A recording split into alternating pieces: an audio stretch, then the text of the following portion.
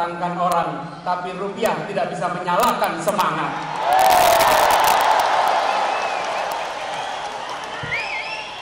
Yang hadir di tempat ini seperti tulisan di situ, relawan tidak dibayar bukan karena tak bernilai, tapi karena tak ternilai harganya.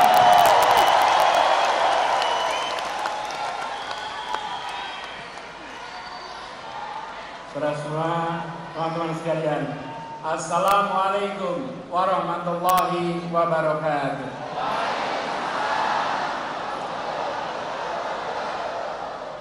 Yang punya kursi boleh duduk. Yang belum punya kursi, berdirilah, tunjukkan punya semangat yang besar. Ya. Selamat siang semuanya. Semangatnya bagaimana?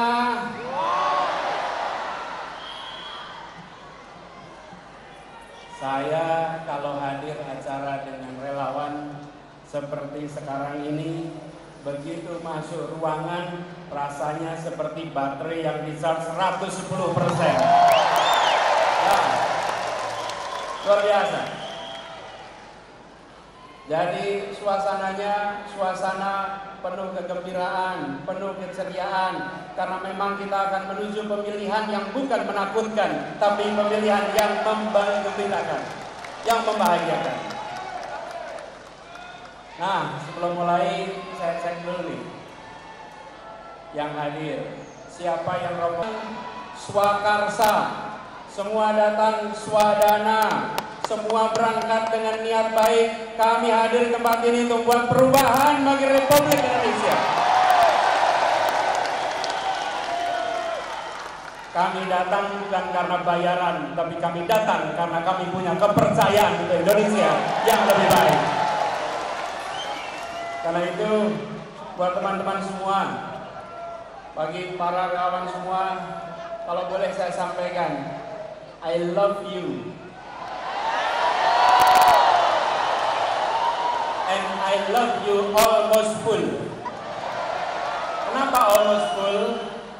Kalau saya katakan I love you full, maka tidak ada ruang untuk cinta tumbuh. Tapi kalau I love you almost full, maka cinta kita insya Allah tumbuh berkembang terus ke depan. Apalagi perjalanan kita makin panjang, masih panjang ke depan. Dan tadi saya katakan bahwa kita menyanyikan Indonesia Raya dengan suasana, dengan suara yang penuh semangat. Karena lagu itu kita nyanyikan dengan rasa cinta. Kita mencintai Indonesia secara tanpa syarat. Kita tidak mensyaratkan saya harus sejahtera untuk cinta, saya harus makmur untuk cinta. Apapun latar belakangnya, apapun kondisinya, kami mencintai Indonesia secara tanpa syarat. Jadi kita akan menjalani perjalanan yang masih panjang. Sekarang kita di bulan Mei, tepatnya 21 Mei, kita menuju ke 14 Februari 2024. Tapi bicara tentang perjalanan, kalau boleh saya cerita sedikit. Cerita boleh ya? Kalau era 90-an namanya sersan, serius tapi santai. Boleh ya? Jadi di bulan Ramadan kemarin, bulan Ramadan yang lalu, bulan puasa, saya melakukan perjalanan yang saya sebut dengan tirakat. Tirakat itu bukan tirakatan ya. Tirakat ini adalah sebuah perjalanan untuk mendengar, untuk menyerap, untuk merasakan suasana terkini yang ada di masyarakat kita. Saya datang ke banyak tempat tanpa kamera, tanpa media, tanpa ditemani siapa-siapa. Seringkali saya hanya datang sendirian dan masuk satu tempat, masuk ke sebuah warung, tahu-tahu yang punya warung ngeliatin aja. Ini seperti kenal tapi siapa? Kan di pelosok di banyak tempat, jadi nyapa juga belum tentu berani. Saya ngobrol dengan masyarakat, saya mendengar cerita mereka, dan saya temui mereka bukan untuk selfie dan diposting di pagi hari. Bukan. Saya bukan lari-lari untuk posting foto.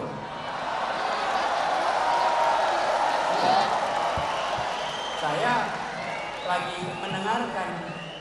mendengarkan suara mereka.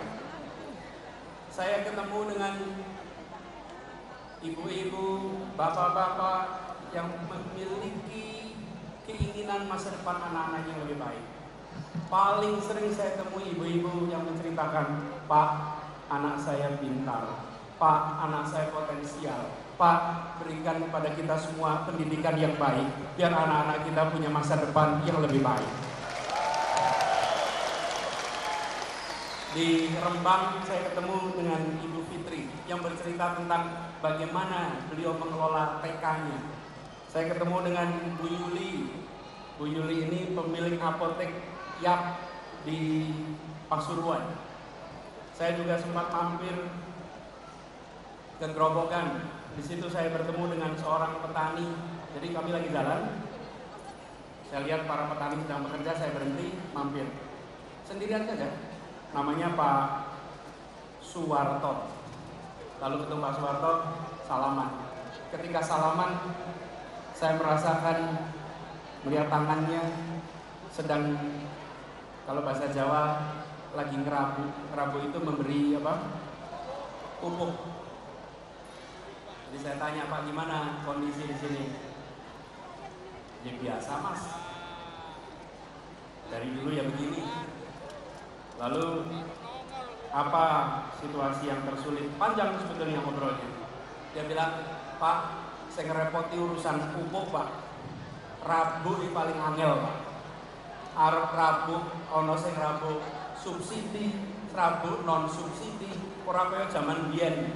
Zaman biyen tinggal ning warung, nggawa ember, langsung iso tuku rabu. Saiki arep ning warung ditakoni, Pak, jenengan non subsidi apa subsidi? Terus dia bilang, halo, wong kaya awak dhewe iki ra ndedit, mosok iso bayar sing non subsidi? Ayo mesti subsidi. Terus saya tanya, bagaimana kalau besok pun Pak dibalik persis zaman biyen mawon, Pak. Sudah selesai ngobrol, saya tanya sebelum pamit, Pak, sebelum pamit saya ingin kenalkan diri, perkenalkan kula Anies Baswedan. Nah, selama ngobrol dia nggak tahu dengan siapa. Jadi ketika saya bilang perkenalkan kula Anies Baswedan, terus dia jawab, Anies Baswedan, Gubernur DKI. Iya, Gubernur DKI. Kok iso tekan gini? Kok bisa sampai sini? Ya, saya kula sawah tirakat. Terus dia ngasih beberapa pesan-pesan. Saya perhatikan betapa masyarakat yang kita temui menyampaikan kepada kita semua bahwa di masyarakat sana ada suasana sulit, ada suasana menantang, tapi yang sebenarnya lebih mengkhawatirkan adalah serba ketidakpastian. Serba ketidakpastian. Bagaimana yang menanam tidak tahu nanti harga jualnya berapa. Bagaimana yang beternak tidak tahu ongkos produksinya nanti berapa. Bagaimana yang mengurusi pertanian tidak bisa mengetahui seperti apa ongkos-ongkos yang harus dia keluarkan. Begitu juga dengan yang lain-lain. Kami menemukan suasana di mana mereka yang harus pergi, saya datang ke sebuah desa di Wonosobo yang pekerjaannya itu banyak pekerja migran. Terus mereka cerita bahwa mereka berangkat tanpa tahu ada jaminan bisa pulang atau tidak. Ada jaminan bisa hidup layak atau tidak.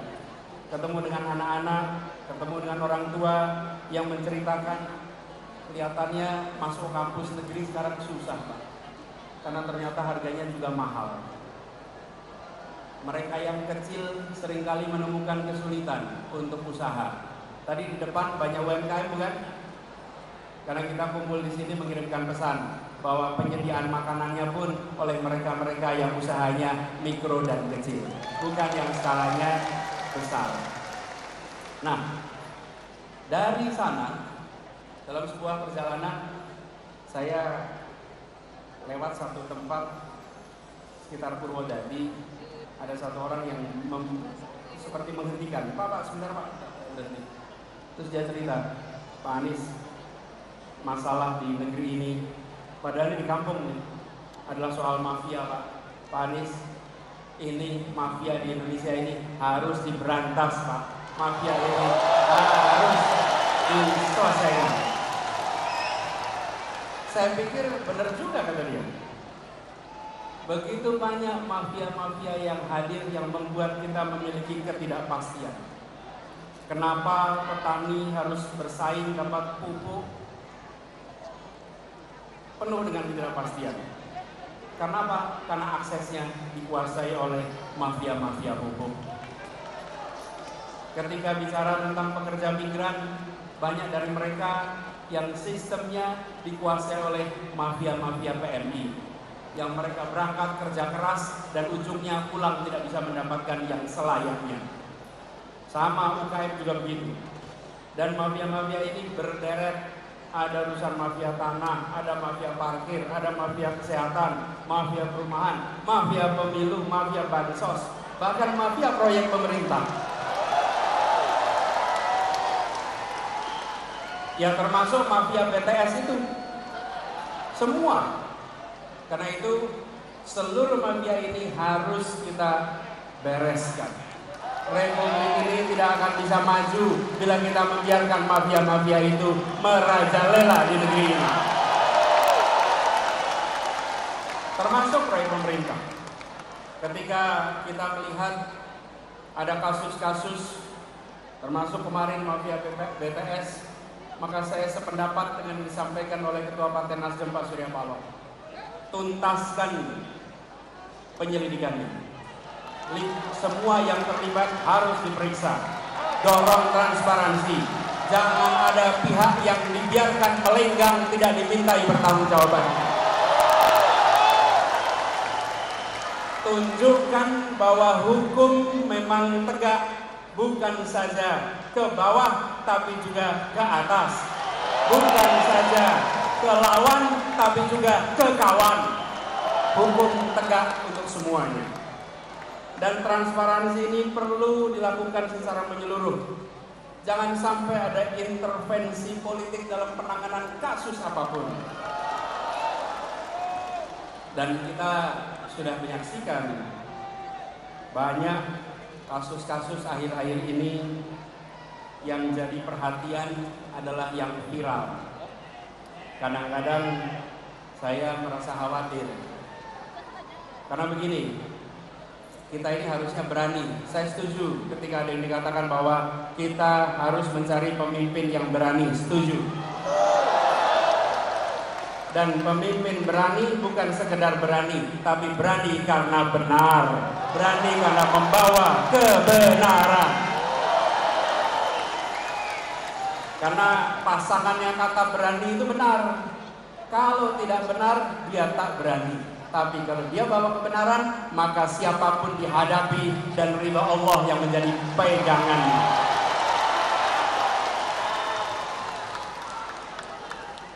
Jadi kita menyaksikan ketika peristiwa-peristiwa mafia ini terkuak. Ada polisi jenderal bintang 2 membunuh anak buah. Terbuka. Ada yang menyelundupkan narkoba. Ada petugas pejabat pajak yang kekayaannya fantastis. Itu sudah merepotkan, membuat seperti Pak Kapolri harus kerja ekstra untuk mengembalikan kepercayaan publik, harus kerja ekstra untuk merawat polisi-polisi baik yang berintegritas yang ada di dalam tubuh kepolisian. Seperti juga di Kementerian Keuangan, Ibu Menteri keliling sana sini untuk menjaga barisan orang-orang baiknya. Saya pernah di pemerintahan, saya menyadari betul, ya benar ada orang-orang bermasalah, tapi banyak lagi orang-orang yang bisa menegakkan amanah, orang-orang yang berintegritas. Mereka-mereka itulah yang harus dibangkitkan untuk bersama-sama menjaga Republik ini. Nah, ketika kita menyaksikan peristiwa-peristiwa seperti itu, kita geram. Ini harus kita hadapi. Apalagi sekarang kita kumpul hari ini tepat 25 tahun reformasi di Indonesia. Tepuk tangan untuk para pejuang reformasi kita.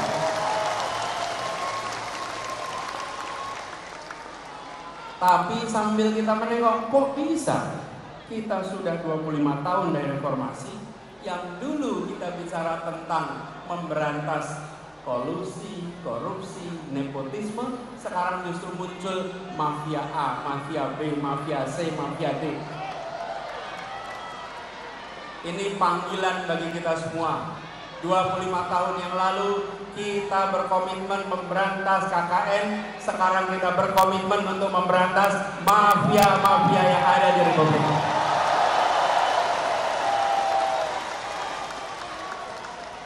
Proses terjadinya itu pelan-pelan. Proses penyimpangan itu pelan-pelan.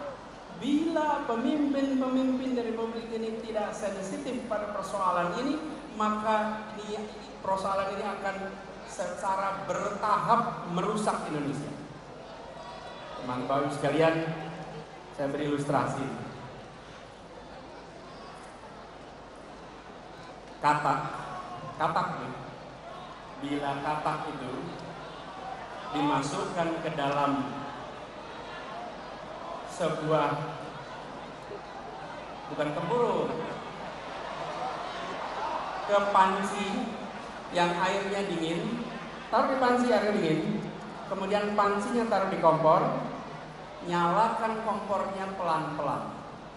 Oke, air di situ asalnya dingin, lama-lama menjadi panas, lama-lama mendidih, dan katak itu akan mati dalam mendidihnya air. Oke, itu jalannya pelan-pelan.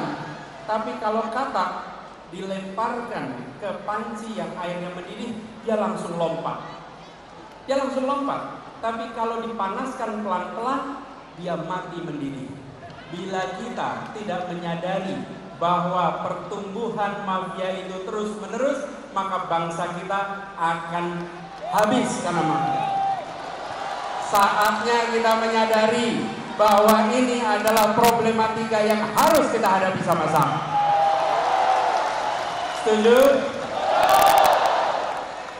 Karena itu, ketika kita berbicara tentang 25 tahun reformasi, amanat yang harus kita pegang adalah komitmen untuk melihat perubahan yang kecil-kecil ini.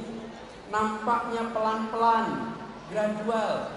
Jadi kalau ada yang punya ide untuk mengubah, kita harus hadapi dan kita harus hentikan. Pelan-pelan itu prosesnya. Reformasi dulu mengatakan bahwa masa jabatan presiden 2 tahun. Ketika ada yang punya gagasan untuk memperpanjang, maka kita katakan bahwa kita komit dengan aspirasi reformasi.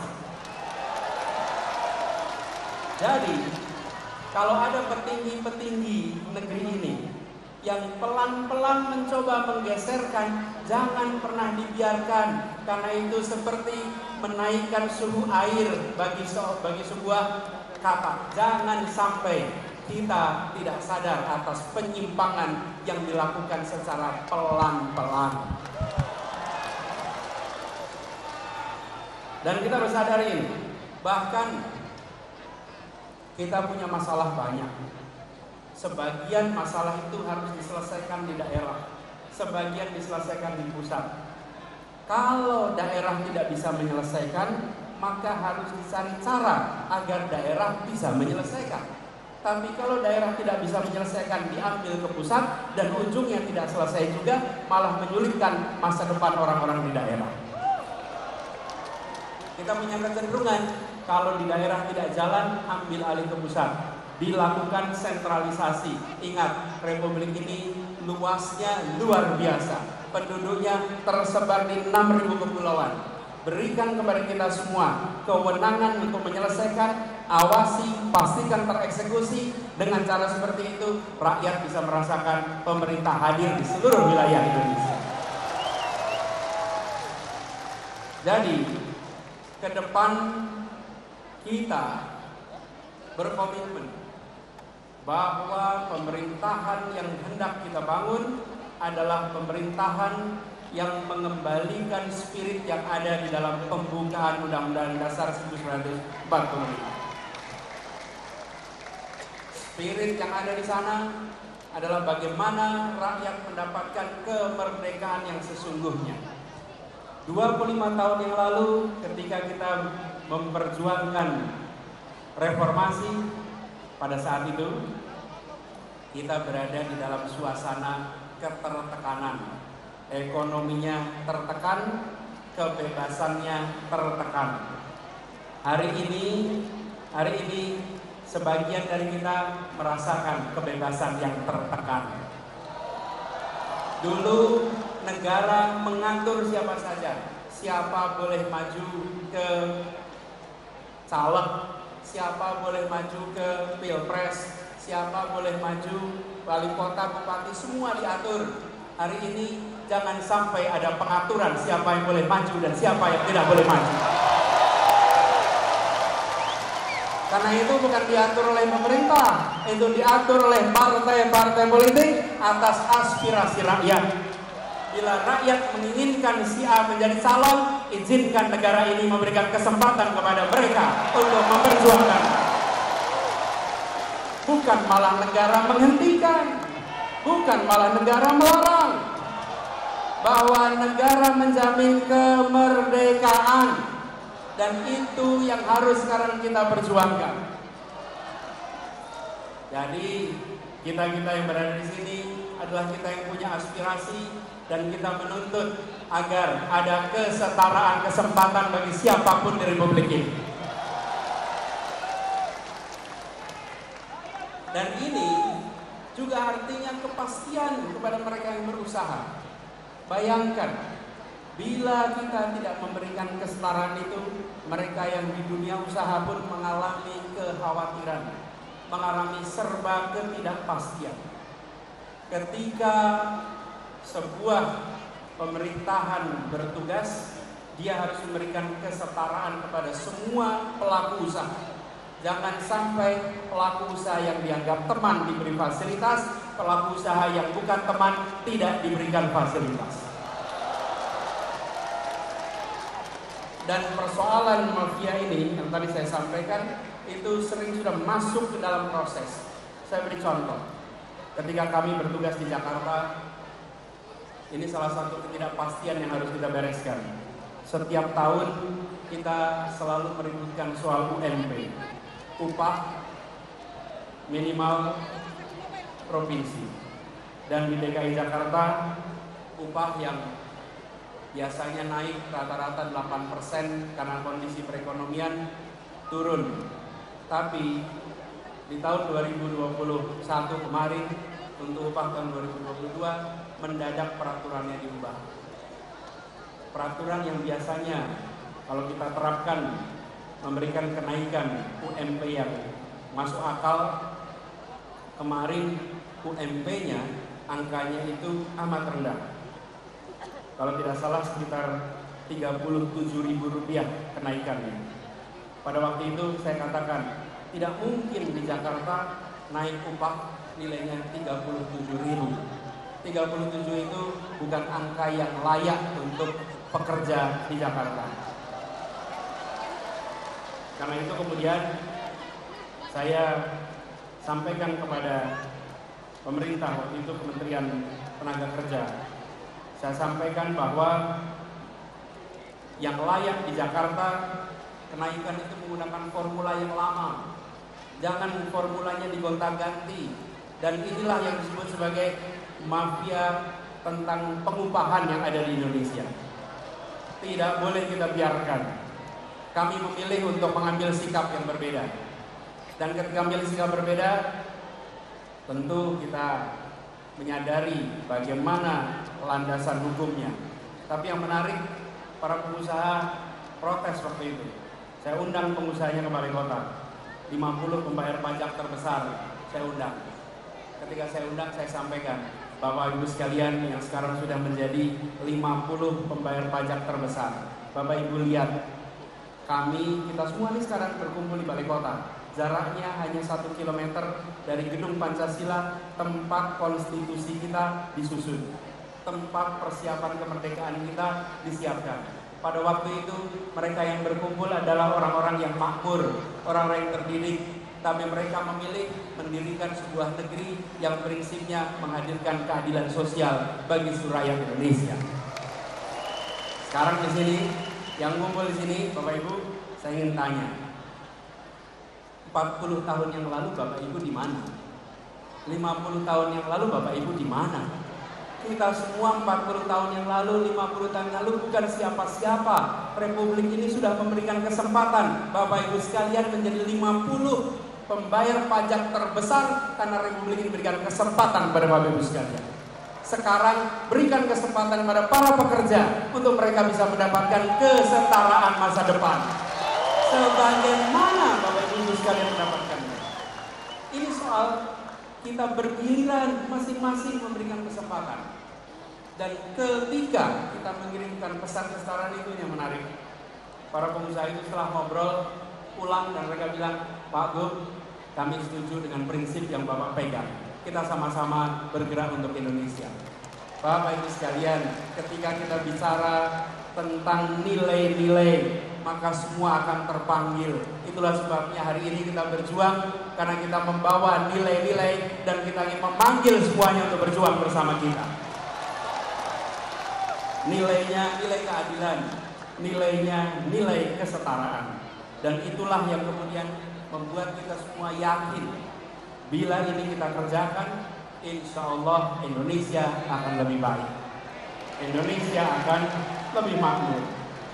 Karena itu buat para relawan semua yang sudah berkumpul di sini, siap kita bergerak bersama ke depan, siap untuk mengajak semuanya, siap untuk menjangkau semua, siap untuk menunjukkan bahwa ini negeri merdeka. Jangan, permintaan saya, jangan pernah takut untuk menunjukkan pilihan kita. Setuju?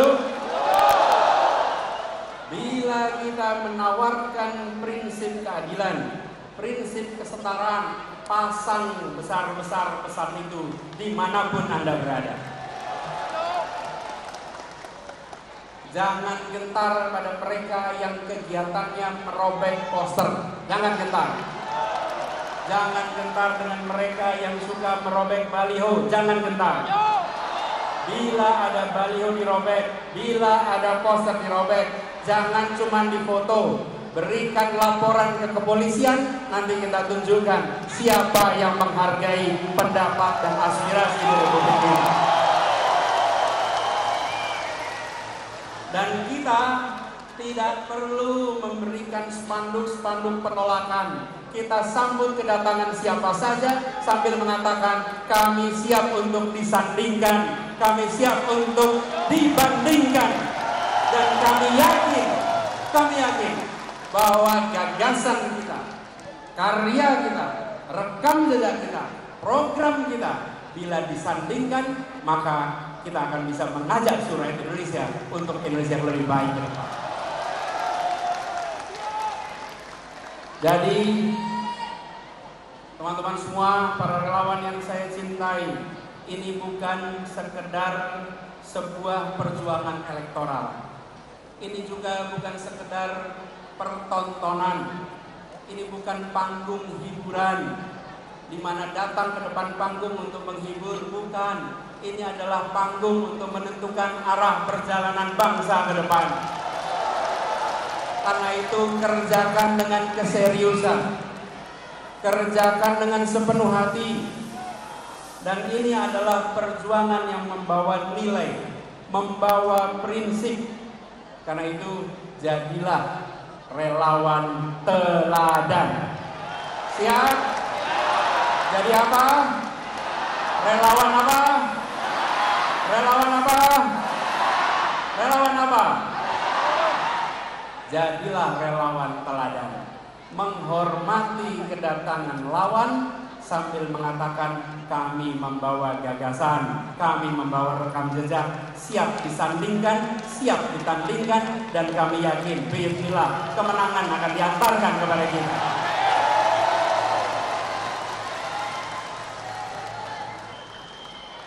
Karena itu buat semuanya para pejuang yang berkumpul di sini, kalau mengalami cobaan, mengalami tantangan, semakin besar tantangan, maka orang-orang tangguh akan bisa melewatinya. Kalau kita ketemu dengan tantangan, maka kita tidak menghindar. Kalau kita ketemu tantangan, kita tidak sembunyi, tapi kita hadapi. Kita apa? Kita hadapi. Karena itu saya kalau boleh bertanya kepada semuanya nih. Kalau saya beri pertanyaan, pejuang bukan? Maka jawab, hadapi. Siap? Pejuang bukan? Pejuang bukan? Pejuang bukan? Insya Allah kita hadapi, dan dengan izin Allah perjuangan ini insya Allah akan diantarkan pada kemenangannya. Terima kasih, salam perjuangan, pesan kepada seluruh keluarga, semua tetangga, jangkau semua dan katakan bahwa perubahan untuk keadilan sedang bergerak menjangkau semua, dan insya Allah dari ruangan ini dikirimkan pesan penuh semangat untuk seluruh Indonesia. Assalamualaikum warahmatullahi wabarakatuh. Waalaikumsalam warahmatullahi wabarakatuh.